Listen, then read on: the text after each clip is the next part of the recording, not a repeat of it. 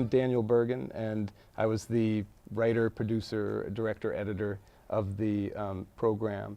And all of that is kind of the creative management of a film. In this case, a history documentary. But my role was, was important, but there was a whole team, as is the case in media work. So worked with great videographers and editors as well, sound designers and composers, and other producers. But I was at the center, and it was a real honor to be at the center of such an important story. The area also played a North Star, Minnesota's Black Pioneers, is an anthology of African American history in Minnesota. It, in many ways, though, is a history of Minnesota as seen through the Black experience.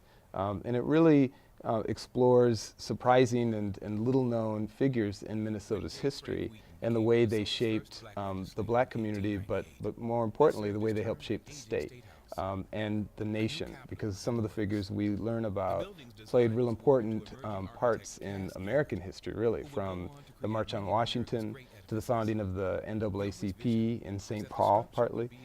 So these little-known figures from our own history really were kind of major players in American history.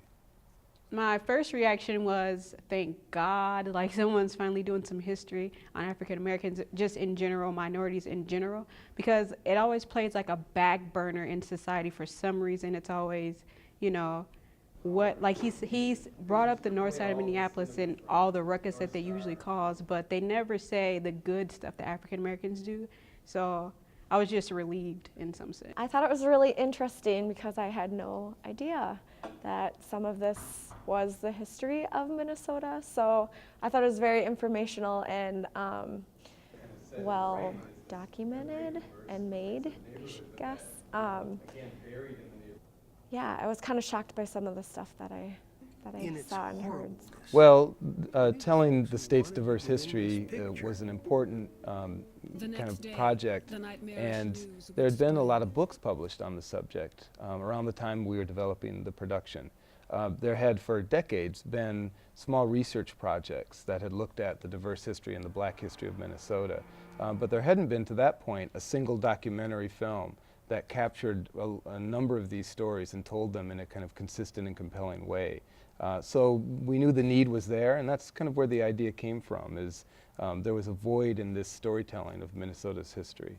I feel that I've gained more awareness about Black History Month because I never learned enough about it in high school and throughout my life so far, and I really found the film to be so great for that and just made me appreciate Black History Month and Black history in general so much more.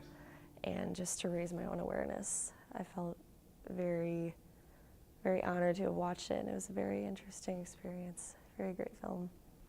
It just inspired me more. Like, being in St. Cloud, I never envisioned myself being here, but after seeing like all the history in Minnesota, because I've lived in a lot of places, but living here and seeing all the people that kind of came before me and paved the way, it just inspired me to do better. So that's kind of what I took from it.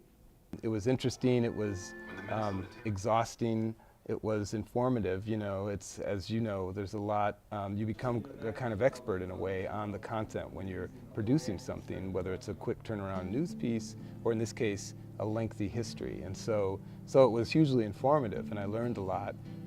There was a lot of pressure as well for a project like this, and so that is difficult. But I think I responded to it as the writer, producer, director, editor of it. There was a lot of pressure there, but I was pleased to come out on the other end with I think a real powerful film.